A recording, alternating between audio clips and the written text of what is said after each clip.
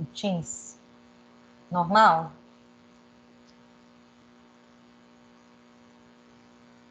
Hein? Me digam. Meu tá normal. Pra mim, a qualidade Tá tá normal tudo também. igual. O meu tá com um pouquinho de lag e na hora que eu tentei entrar aqui, ele deu que não estava respondendo. Aí eu fechei e tentei tudo de novo, por isso que eu demorei um pouquinho mais a entrar.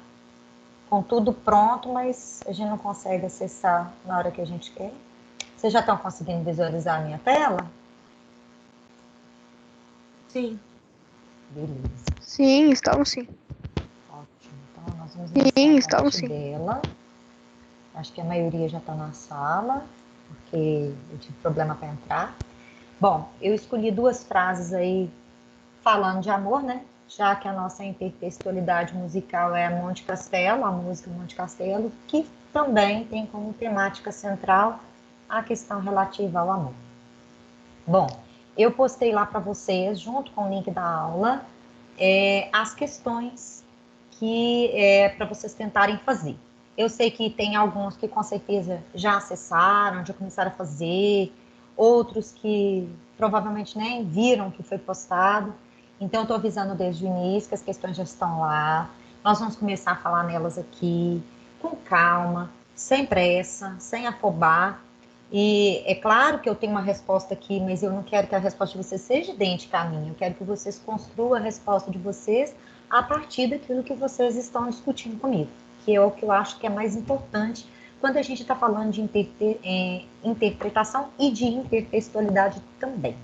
Então, observem aí que eu tenho duas frases, vocês estão visualizando a tela, então vocês conseguem ver aí a primeira, que é do Pablo Neruda, e a outra, que é do Oswaldo Montenegro, todas duas falando de amor.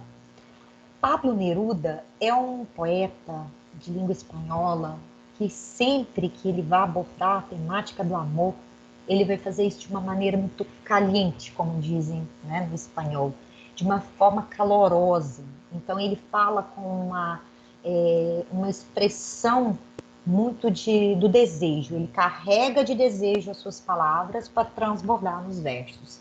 Então observe que até a própria imagem, eu não sei se vocês conseguem definir, é um corpo de mulher, né? Pegando literalmente a barriga, onde está o umbigo, e uma rosa vermelha. A foto está preto e branco, né? Com a rosa vermelha aparecendo. A gente só consegue visualizar isso quando a gente se afasta um pouquinho para visualizar o que tem aí na imagem. É uma reconstrução aí. Quem usou a frase do Pablo Neruda está querendo traduzir esse desejo nos versos. Então, me encante com seus olhos, me olhe profundo, mas só por um segundo. Depois, desvie o seu olhar, como se o meu olhar não tivesse conseguido te encantar. E então, volte a me fitar tão profundamente que eu fique perdido, sem saber o que falar. Pablo Neruda. Observe que ele está falando da expressão do desejo, da pessoa que está apaixonada. Desliga o microfone, gente, que dá uma ressonância aqui que vocês não imaginam. Põe o microfone no mudo, gente. Bom, observem então que essa ressonância, nós estamos falando aí também da questão sonora, aparece na poesia, mas no que diz respeito ao amor. O desejo colocado pelo Pablo Neruda aqui é um desejo que é refletido e ressignificado pela imagem que foi escolhida aqui, né, e postada na internet. Do lado eu tenho uma frase famosíssima da música Metade, que é literalmente um poema de Oswaldo Montenegro, escrito para sua ex-mulher, hoje é ex-mulher, mas ela acompanha o Oswaldo Montenegro há muitos anos, acho que é quase 40 anos, se não estiver enganada, que é a Madalena Salles, que é a flautista que acompanha ele em quase todos os shows. Então está escrito exatamente um trecho da música, que é mais para o final da música, quando ele diz que a minha loucura seja perdoada, porque metade de mim é amor, e a outra metade também. Então nós vamos falar de amor e diversas metades diferentes aí, que os autores em si, seja do trecho lá do Coríntios, né, de São Paulo aos Coríntios, da Bíblia, seja do poema lá do Camões, que é o soneto 11 de Camões, não tem um nome, por isso que vai estar sem título, seja a música, vai trazer para gente. Que tipo de amor esses autores nos apresentam? Que tipo de amor vai sendo modificado a partir do momento em que a gente vê esse texto sendo intertextualizado? Então, isso também ressignifica os textos. Então, vamos a eles. Aqui a música, se precisar, tá aí. Isso aqui a gente comentou na outra aula, que é uma fala aí sobre quem foi Renato Russo. Esse trecho do Coríntios 13, né, que é a carta de São Paulo aos Coríntios, que é da Bíblia. Vocês vão achar várias versões, depende muito da Bíblia que vocês têm em casa, tá? Mas essa é uma versão que a linguagem é mais passível de ser compreendida. Evidentemente, como todo texto, né, bíblico, especialmente de São Paulo, extremamente metafórico, riquíssimo no que diz respeito à questão literária, né? Tem um papel importantíssimo aí. Aqui está o restante do texto. Vamos às questões que eu comecei a colocar e falei que a gente ia falar sobre. Apresentei para vocês também uma pequena biografia de São Paulo Apóstolos e comecei com a primeira pergunta que está aqui. Ainda até falei que eu tinha comido R com angu, né? E aí eu coloquei ele ali na tela para não fugir ao que a gente precisa. Então eu queria ver o que vocês responderam nessa daqui. É óbvio que diante daquilo que a gente já falou, com pouquíssimas palavras, vocês conseguem sintetizar aqui a resposta da 1. Quem foi São Paulo, na referência bíblica? Resuma a sua história, destacando a sua importância para o cristianismo. O que vocês responderam ou responderiam e vão colocar em caderno, fazer o registro sem dúvida aí no caderno, que isso é importante, tá? Uma coisa é quando a gente fala, outra coisa é quando a gente escreve. São dois registros diferentes que são importantes para a gente dentro da concepção de qualquer abordagem de aprendizagem. O que vocês colocaram aí?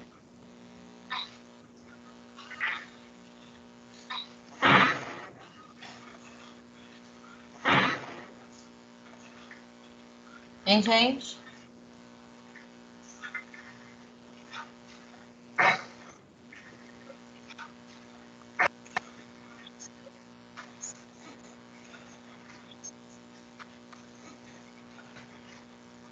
Quem respondeu aí, poderia responder para mim?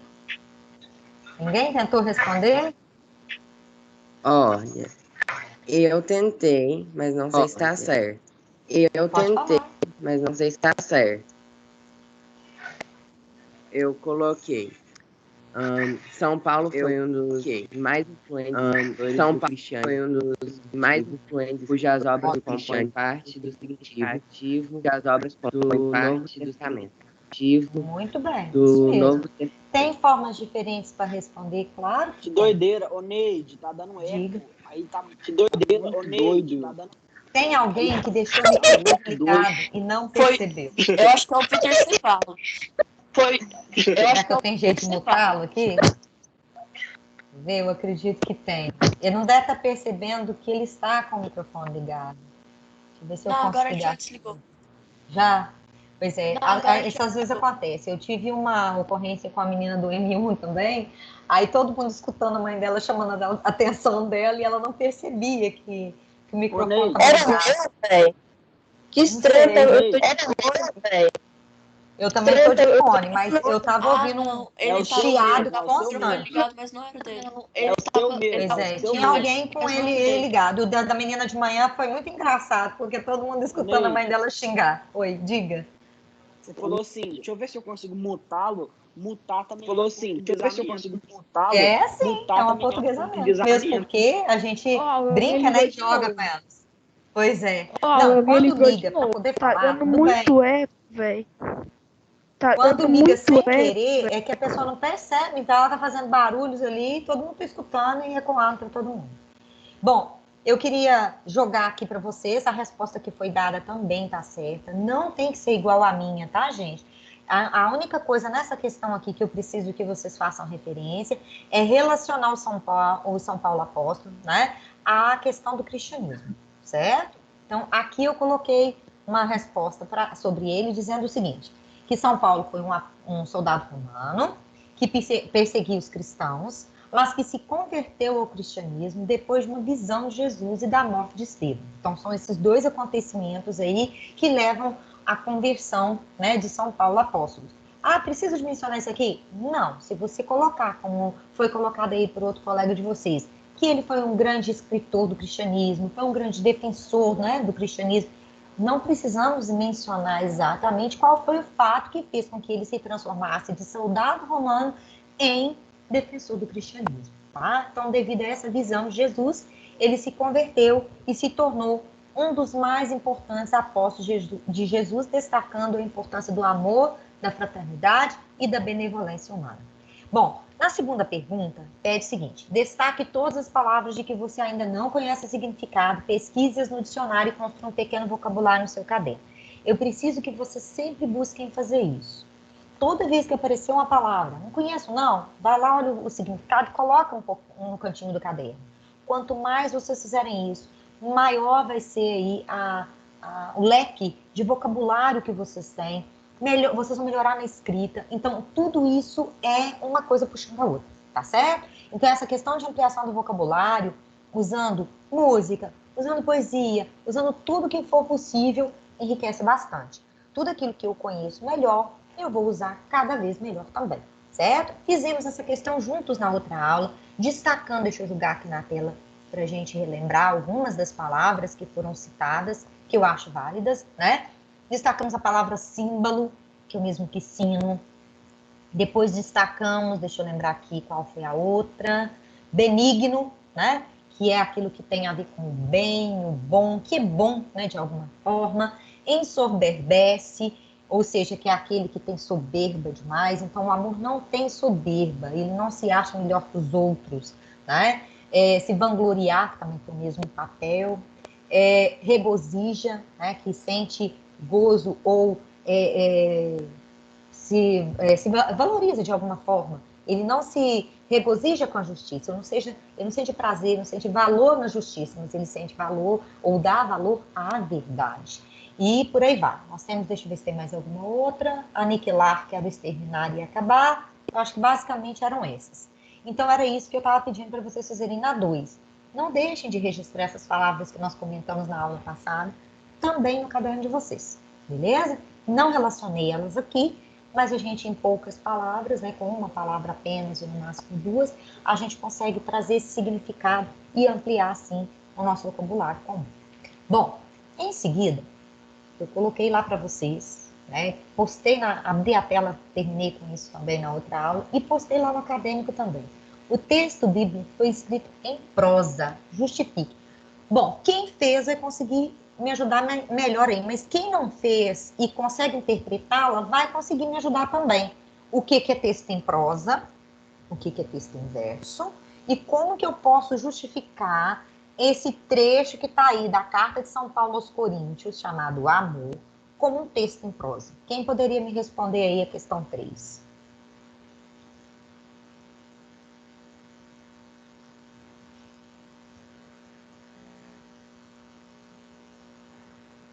Vamos, gente, agora é a hora de abrir o microfone.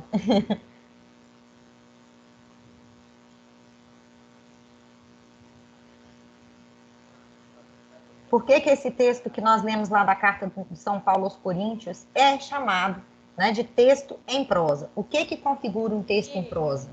Oi, pode falar.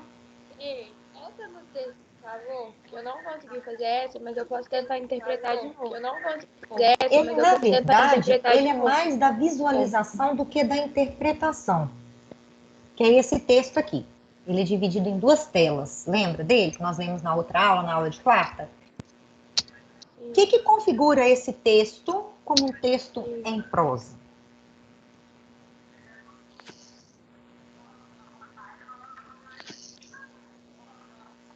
Vocês vão tentar arriscar ou querem que eu fale? Eu sei que texto em prosa é um texto que é escrito em parágrafo. Muito um texto bem. que é escrito em parágrafo. Exatamente isso que configura o texto em prosa. Depois a gente vai confirmar isso, pode deixar. O texto, nesse caso, tem uma pessoa que colocou aqui, o texto foi escrito com emoção, com sentimento. É isso que configura o texto ser em prosa? Não. O que configura o texto ser uma prosa é o texto em parágrafos, uma linha junto com a outra, configurando parágrafos e tudo mais. O oposto do texto em prosa, o contraponto do texto em prosa, é o que a gente chama de texto em verso, que é a poesia. Eu poderia dizer que esse texto de São Paulo aos apóstolos, né? O São Paulo apóstolos aos Coríntios, melhor dizendo, é um texto poético? Posso. Ué, mas como assim? Se ele é em prosa, como é que ele pode ser poético? Porque nós temos uma coisa na literatura que é chamada de prosa poética. E esse texto é um exemplo disso. A prosa poética é aquele texto que tem essência poética, mas ele é escrito em prosa. Ele é constituído, ele é construído com parágrafos. Então, para vocês responderem a questão 3, vocês vão dizer que essa carta, olha a palavrinha carta, a própria tipologia textual aí vai te dar pista. Cartas são textos que normalmente são escritos em parágrafos. Não tem aí um registro comum, embora possa acontecer. A gente pode ter um poema, né, que configure uma carta, mas normalmente a essência poética pode apresentar-se em textos em prosa. Verdade? Beleza? Vão responder lá, eu coloquei uma resposta lá para vocês, não precisa copiar a minha, podem fazer de vocês. Então tá lá, o texto bíblico foi escrito em prosa, é uma afirmação, justifique. Nessa questão, eu propositalmente usei essa construção bem objetiva, porque muitos alunos acham que, como a gente fala assim, vão ali dentro, vão ali fora, conversar um pouco, trocar 2 dedos de prosa. É muito comum, principalmente na linguagem mais rural, usar a palavra prosa como reflexão para diálogo, ou relação com diálogo. E a palavra prosa não tem a ver com essa questão de diálogo nesse contexto. Mas eu posso fazer esse uso, essa inserção? Pode. Então, tem aluno que acha, até em questão de prova, que o trecho em prosa é quando tem fala, quando tem diálogo, tá? Aquilo lá é um tipo de fala. A prosa ali é a conversa, tá? É a troca de informações, é a chamada interlocução. Agora, a prosa que eu estou me referindo aqui, eu estou me referindo à estrutura do texto. O texto é estruturado em prosa quando ele é constituído de parágrafos. Mas por quê? Aí eu peguei lá na definição da palavra do latim. O termo deriva do latim prosa, que significa, lá no latim, discurso direto, discurso livre, em linha reta. Talvez por causa dessa assimilação aí lá do latim com discurso direto, é que muita gente vai associar que texto em prosa tem que ter a questão do diálogo formatado ali. Então, trata-se da expressão do não eu, do objeto no meio de metáforas univalentes. Olha que resposta mais complexa, né? Não precisa da gente dizer todas essas palavras, mas colocar isso que está aqui no final. Prosa é um texto no estilo natural, sem a sujeição à rima ou ritmo, estruturado em parágrafos subsequentes. Um parágrafo depois do outro. Beleza? Ficou claro, gente, a questão 3? Alguma dúvida aí? Me digam aí se há alguma dúvida sobre essa questão de prosa e verso, que é importante. Ficou tranquilo, não ficou? Não. Por que eu estou frisando isso, gente? Porque a carta de São Paulo aos Coríntios, né? Esse trecho, melhor dizendo, porque ela não está completa. Esse trecho da carta está em prosa. O poema de Camões está em versos. E a música do Renato Russo, que vai fazer uma mistura dos dois, também está em verso. Então, eu preciso também trabalhar com essas várias estruturas e entender para que serve essas estruturas. Você vai postar depois? Vou. Eu Você vai acredito que está postar sendo gravado. depois? Se não for, eu posto os slides, beleza? Se tiver qualquer problema na gravação, eu posto os slides. Mas mesmo assim, gente, não deixe de ir fazendo, não, tá? Postei lá no acadêmico, tem todas as questões. As questões que são relativas a essa parte aqui, que é do trecho bíblico. Depois tem algumas questões relativas ao texto do Camões, que é o poema, que é o soneto dele. E depois eu tenho outras questões que é da música, que junta tudo. Por quê? Porque vocês vão perceber que se eu passar direto para a música, eu vou perder muita coisa que está aí nessa análise ao longo do processo. Então, nós vamos fazer com calma e vendo qual a importância disso para o todo que está lá na música. Bom, vamos pegar aí na questão 4. Qual é o tipo de amor apresentado por São Paulo nesta carta aos Coríntios? E aí, o que vocês me dizem? Eu acho que é tipo um amor incondicional, um amor materno. Eu acho que é tipo um amor incondicional, um amor materno. É esse tipo de amor mesmo. Vocês já devem ter estudado com a Verônica, eu acredito. O Fábio também, às vezes, esbarra, comenta isso. Os F3, normalmente, quando eu toco nesse assunto, eles já têm algum domínio sobre os tipos de amor analisados ou relacionados pelos gregos. Vocês já ouviram falar como é que se chamam esses amores e como que eles se relacionam na nossa sociedade contemporânea? Já ouviram alguma coisa, gente, a respeito dessas divisões gregas sobre o amor?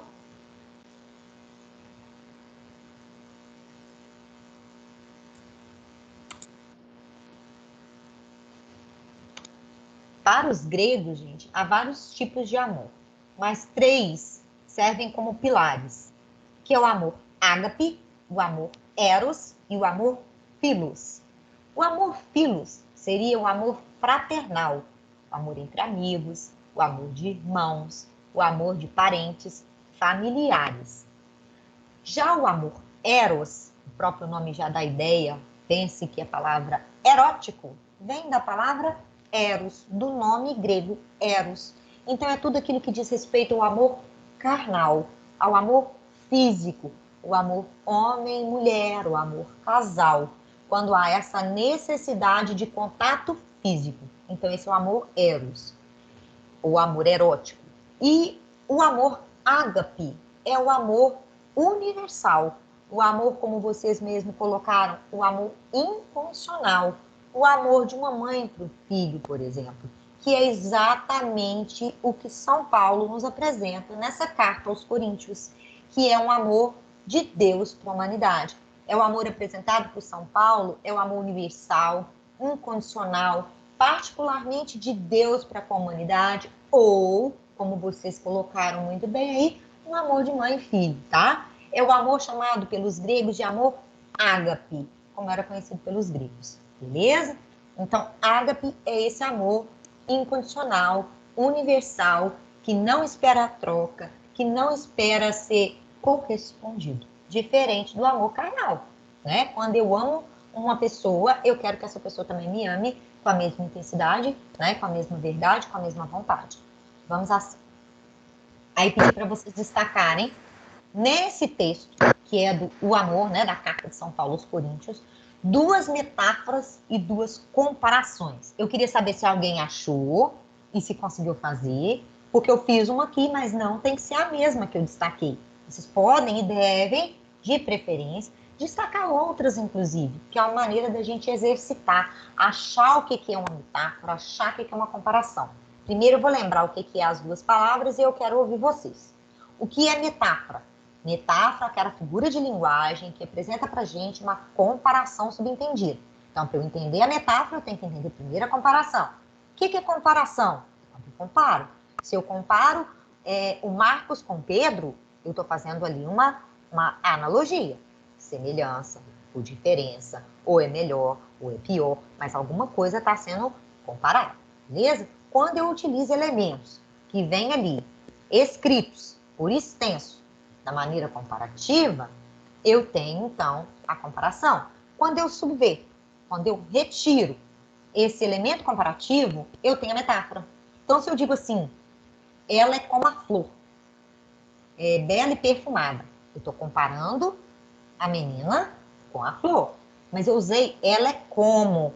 Então, esse como é um elemento comparativo. Eu construí uma comparação. Como é que ficaria na metáfora? Ela é a flor mais linda do meu jardim. Suave e perfumada. Bela, suave e perfumada. Então, eu fiz o quê? Metáfora. Certo? Então, esse texto, como ele é um texto literário, vamos dizer assim, carregado, repleto de figuras de linguagem, eu tenho várias metáforas e várias comparações ao longo do texto. Quem conseguiu destacar alguma coisa aí, ou lembrou de fazer, e poderia me dizer, e se eu posso já colocar a resposta que está aqui, que vocês possam fazer diferente. O que vocês colocaram aí, ou se conseguiram fazer?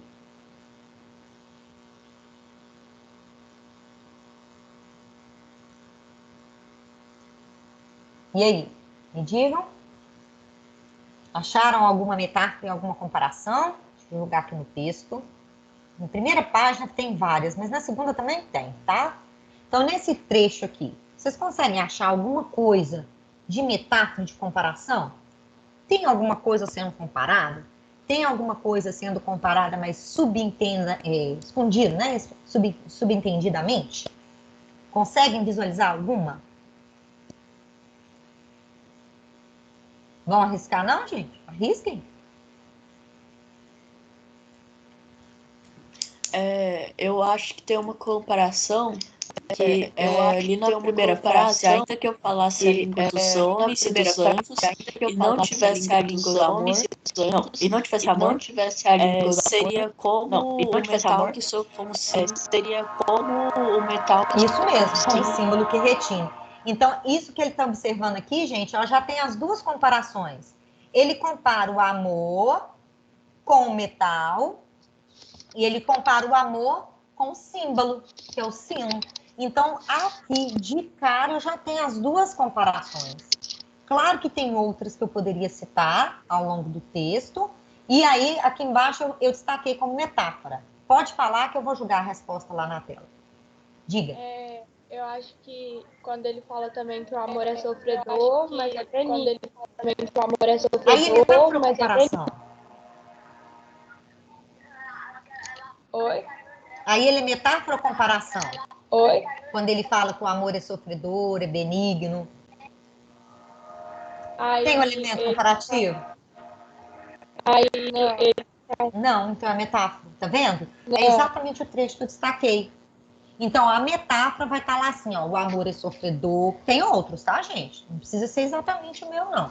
O amor é sofredor, é benigno. Claro que aqui tem vários, ó. Não precisa, que nem é só duas metáforas, tem mais de duas. Ele é sofredor, ele é benigno. O amor não é invejoso, o amor não se vangloria, não se ensoberbece. E o que significa isso? O amor é sempre bom, não tem vaidades, tudo suporta. Aqui tá errado, tá, gente? Tá, como é comum. Comparação. O que eu tenho de comparação nesse caso? Exatamente o trechinho que ele comentou comigo. Ó. Quando eu tenho a comparação do amor com o metal e da comparação com o símbolo. Quando amamos, esse amor ressoa, resplandece como se fosse metal ou como se fosse o sino, que retina exatamente esse ressoar do sino. Certo? Bom, de preferência, gente, busquem outras até diferentes. Eu vou apresentar para vocês agora, que é o trecho da música que a gente já ouviu, que a gente já leu, mas como soneto de Camões. E é importante que vocês comparem o que eu tenho de igual no soneto e na música Monte Castelo. Vários trechos vão ser exatamente iguais, mas alguns versos têm pequenas modificações. E o Renato Russo fez isso intencionalmente, então a gente tem que desvendar o porquê que ele fez isso. Então, o soneto de Camões é exatamente isso. Amor é fogo que arde sem se ver, é ferida que dói e não se sente, é um contentamento descontente, é dor que desatina sem doer. É um não querer, mas que bem querer, é um andar solitário entre a gente, é nunca contentar-se de contente, é um cuidar que se ganha em se perder, é querer estar preso por vontade, é servir a quem vence o vencedor, é ter com quem nos mata lealdade. Mas como causar pode seu favor nos corações humanos amizade, se tão contrário a si é o mesmo amor? Bom, tem estruturas iniciais nesse trecho, nesse poema, que são facilmente percebidas e interpretadas, como a gente já falou nesse texto em outras situações. Eu acredito que muitos de vocês já conseguem perceber a jogada de contradições, né, presente aqui, a quantidade de antônimos intercruzando, construindo o que a gente chama de antítese e de paradoxo. Vamos lembrar o que é antítese e o que é paradoxo? Antítese, imagens contrárias. Cedo, tarde, dia, noite, claro, escuro. Então, o que eu tenho? Antônimos que vão construir imagens. Quando essas imagens são colocadas no papel de ideias contrárias, aí eu vou ter o que nós chamamos de paradoxo. E esse poema, ele é essencialmente construído em cima do paradoxo. Porque quando a gente diz é ferida que dói e não se sente, é um contentamento descontente, eu tenho a presença clara aqui de uma ideia paradoxal. Como é que vai doer e não vai sentir? Você está doendo, eu estou sentindo, né? Contentamento, descontente. Poxa, se está contente e descontente, como assim? É absolutamente contraditório. Ele usa aqui o antônimo, mas ele usa o antônimo para apresentar uma ideia completamente contraditória. Isso tem muito a ver com o que eu vou perguntar um pouquinho para frente sobre qual é o papel ou qual é a definição de amor apresentada por Camões, tá?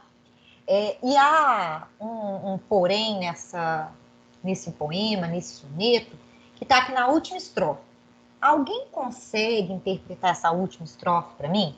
Porque para interpretar essa última estrofe, eu tenho que fazer uma análise geral do poema, eu tenho que olhar para o restante do poema para entender o que ele está querendo dizer aqui. O que vocês me dizem aí? Como é que vocês interpretariam? Mas como causar, porque está tudo invertido nessa última estrofe, né? Nem de entender o que ele está querendo dizer, nem sempre fica claro para a maioria. Então, mas como causar pode seu favor nos corações humanos uma amizade, se tão contrária a si é o mesmo amor? E aí? Eu acho que ele quis dizer, tipo, se é tão difícil, se é tão confuso esse amor, como tipo, tudo isso pode causar amor? Exato. É meio pode causar amor. É contraditório. Ele faz essa contradição intencionalmente, tá, gente? Mas não é fácil da gente interpretar. Essa frase está toda invertida. Então, o que causa, tá? É algo a favor, o amor. Como que o amor pode causar alguma coisa a seu favor, pode nos deixar ou dizer que tem alguma coisa a seu favor, até mesmo que seja amizade, se ele é tão contraditório? Como que a gente vai entender esse amor? Como que a gente vai dizer que ele é bom de verdade, que ele vale a pena, se ele é tão contraditório, tá? E olha que ele termina o poema dele com uma pergunta. É como se ele dissesse, né, que tudo aquilo que ele está tentando definir com esse monte de ao longo do poema foi em vão, que ele conseguiu sem definir. É mais ou menos isso que ele vai deixar para a gente. E aí a gente vai interpretar nas questões, mas a sua análise está certa. Interpretar oralmente você conseguiu. O mais difícil seria encaixar isso numa resposta, porque as palavras, né, se contradizem até na construção do próprio soneto do Camões. Beleza? Vamos às questões? Bom, mesmo que vocês... antes de fazer as questões, eu coloquei uma pequena biografia do Camões. É bom a gente trocar uma ideia. Não tem muita coisa sobre ele, tá? Vocês vão perceber, se vocês fizerem pesquisa, que a data de nascimento dele nem sempre está clara, dá dúvida. A data de morte também eles têm dúvida, porque ele viveu há muito tempo e os registros tendem a, às vezes, se perderem, particularmente no que diz respeito a ele. Filho de Simão Vaz e Ana de Sá, Luís Vaz de Camões nasceu em Lisboa por volta de 1524. Provavelmente teve uma boa história de educação, na qual aprendeu sobre história, línguas e literatura. Estudos indicam que ele era indisciplinado e que supostamente teria ido a Coimbra para estudar. No entanto, não há registros de que ele tenha sido aluno da universidade. Ou seja, ele tinha a base, ele usava a base na escrita dele, mas ninguém tem certeza se ele de fato cursou uma universidade naquela época. Lembrar que a universidade nessa época, em 1524, eram para poucos, né?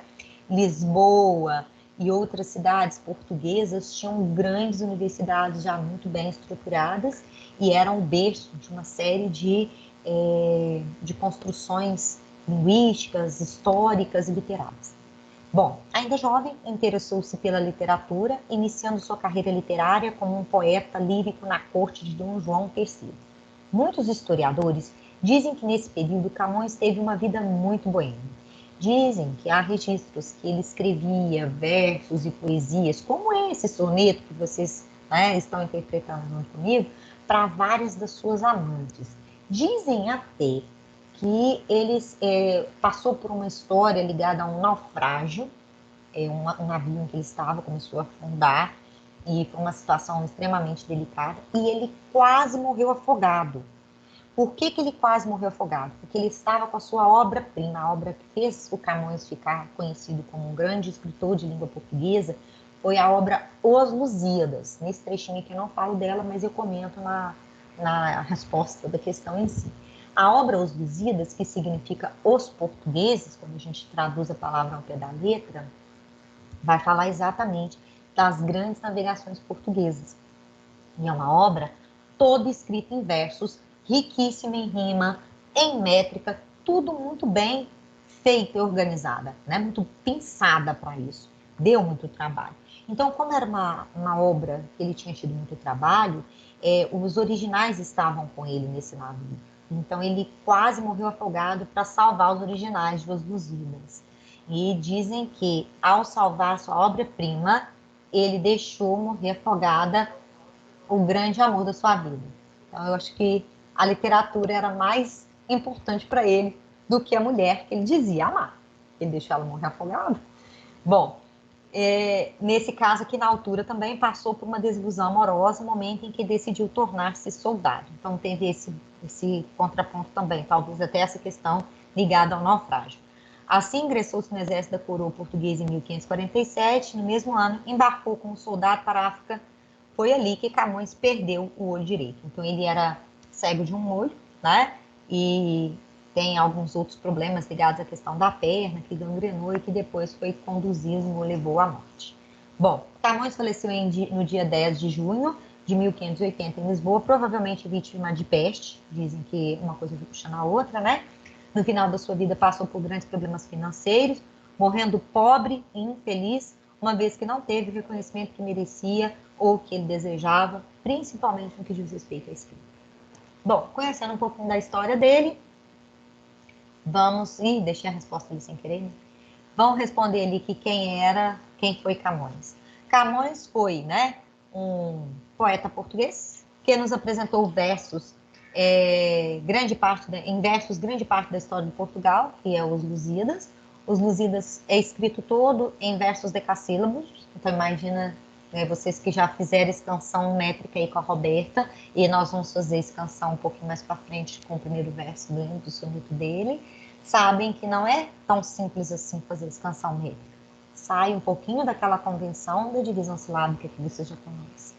Então, ele apresenta em muitos dos seus poemas, assim como nesse soneto, o amor e as suas muitas contradições.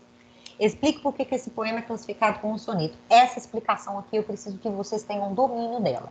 Eu acredito que vocês já estudaram isso com a Roberta. Então, é simplesmente um complemento ao que vocês já estudaram. Então, o que é um soneto? Soneto é um poema, certo? Este poema é um soneto porque é composto de 14 versos. Para ser soneto tem que ter os 14, divididos em 2 quartetos e 2 tercetos, cujos versos são decassílabos. Ah, mas todo soneto é decassílabo? Não, ele pode ser também dodecassílabo ou alexandrino. Vocês estão lembrados disso? Podemos prosseguir? A definição de soneto já está clara para todo mundo?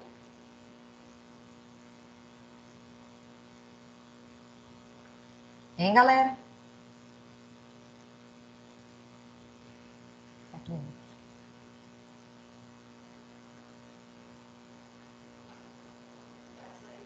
Tá tranquilo, gente? Posso prosseguir? Bom, na próxima eu peço para destacar as rimas do poema e classificá-las, tá? Aqui eu fiz só uma parte. É claro que isso aqui vocês já fizeram para mim, então não só reproduzir, certo? Destaque as rimas do poema e classifique-as em ricas e pobres, emparelhadas, interpoladas e intercaladas. Então eu vou jogar na tela daqui, tá na próxima tela. Quantas estrofes compõem o poema e quantos versos há em cada estrofe. Então, o poema é composto, como a gente falou, de 14 versos, mas dividido em quê? Em 2 quartetos e 2 tercetos. Então, eu vou dizer que ele é composto de 4 estrofes, 2 de 4 versos, 2 primeiras, e as 2 últimas de 3 versos. Foi o que eu coloquei aqui para vocês e que vocês vão colocar. A resposta da 2 dialoga com a 4. Então, o poema é composto por essas 4 estrofes, estruturadas na forma de soneto, ou seja, as 2 primeiras com 4 e as 2 últimas com 3 versos. Bom, aqui eu vou jogar o poema. Vou comentar com vocês rapidinho aqui. Opa, peraí, passou. Bom, o que eu tenho aqui nesse soneto, né? Vocês já fizeram isso comigo, então eu vou fechar com essa tela, porque nós temos aí 3 minutinhos só. É apenas para a gente comentar aqui rapidamente, com ele já marcado desse jeito que eu acho que facilita. Eu acho que eu olho até 3h15. Eu acho que eu olho até 3h15. Não, até as 4. Não? Porque vocês devem ter Não? outra Às em 4 seguida, não tem, não? Vocês não têm uma aula às 4, não? Tem. Olha, pra vocês verem. Tem. Porque senão, o que acontece? Tem. Eu fico pegando a aula do outro professor, que nem tá acontecendo com o avançado. Aí os professores ficam muito bravos, porque vocês demoram a entrar na outra aula. E às vezes ainda tem uma situação inesperada, como aconteceu comigo, né? Um contratempo, que foi exatamente a hora que eu tentei entrar, o negócio não ia de jeito nenhum no Teams. Eu saí de tudo e entrei de novo. É o que a gente tem para fazer, vamos embora. Então, vamos lá. Nesse caso, né, não tem outra saída. Se a gente tem um contratempo na tecnologia, você tem que achar aquele recurso que é cabível, possível naquela hora. Então, às vezes, reiniciar o computador, como tive que fazer outro dia com o avançado, é desagradável, mas é o que a gente consegue, né, dentro daquilo que a gente pode. Eu queria que vocês observassem aqui, vou deixar na tela, que nós vamos partir disso aqui, né? E vamos falar da questão de ser rima rica e rima pobre também. Aqui eu só deixei, por enquanto, se é interpolada, emparelhada, é intercalada. E por que a, por exemplo, é interpolada? O que significa, o que justifica chamar interpolada? Porque formam polos. Então, seja no primeiro quarteto, seja no segundo, a A está no início e no final da estrofe. Então, está formando o quê? Polos. A B, por que ela ganha o nome de emparelhada? Porque ela vem sempre uma do lado da outra, certo? Então, ela é emparelhada. C e D, o que acontece com a C? Eu vou dizer que ela vai ser interpolada nessa estrofe aqui, enquanto a D vai ser interpolada nessa estrofe aqui, e elas entre si podem ganhar o nome de intercalada. Aí vocês podem me dizer, mas A e B também podem ser chamadas de intercaladas, não pode? Pode. Então eu poderia dizer que na A e B também há um intercalamento, já que eu posso considerar o poema como todas as duas primeiras estrofes, uma dialogando com a outra. Beleza? Então, na nossa próxima aula, por favor, entrem lá no acadêmico. Eu postei quarta-feira, as questões estão todas lá. Quem não tiver entrado ainda, quem não tiver procurado fazer ainda, procurem fazer, marcar as dúvidas, tá? Vai dar sequência aqui, ó. Faça a expansão métrica do primeiro verso e classifique quanto número de sílabas. Então, tem outras questões que vão vir aqui subsequentemente, principalmente as que se diz, né, ou se relacionam à música. Eu preciso que vocês tentem fazer. Por quê? Porque aí a visão de vocês vai trocar com a minha e vai construir uma maior, tá certo? Eu acho que amplia, uma vai ajudar a ampliar a outra. Combinado? Então, para nossa aula de segunda-feira, não deixem de entrar lá no acadêmico, pegar as questões. Eu vou postar o link dessa aula que está aqui, logo agora, um pouquinho mais à tarde, e depois vocês pegam as questões, tentem fazer para segunda-feira a gente corrigir e tirar qualquer dúvida a respeito disso, beleza? Para na quarta-feira eu ver se eu consigo já dar sequência, aprofundando, melhor dizendo, né, as questões relativas ao predicado e ao predicativo do objeto específico, que é um dos pontos do livro e é um dos pontos que dá muita dúvida. Combinado? Combinado, galera? Então, deu 4 horas. Boas aulas para vocês. Um bom final de semana. Para quem não fez as atividades lá do plural, eu abri novamente. Então, se receberam 2 vezes a atividade lá, olha, mas eu fiz, tá colocando ali que eu não fiz. É porque está em aberto para todo mundo. Só quem não fez é que vai entrar e fazer. Eu já tenho computado quem fez, né? Tanto para o sócio efetivo quanto para as atividades do dia a dia. Agora, quem ainda não conseguiu fazer, procura marcar as dúvidas, porque isso é importante para a aprendizagem sua, particular, e acrescenta no nosso cotidiano de sala de aula. Combinado? Então, quem já fez, não tem que ficar preocupado lá em fazer novamente. Valeu, galera. Bom final de semana para vocês. Tchau, Nunes. Bom final de semana. Tchau, Neide. Tchau, Neide. Tchau, galera. Tchau, Neide. Tchau, Neide.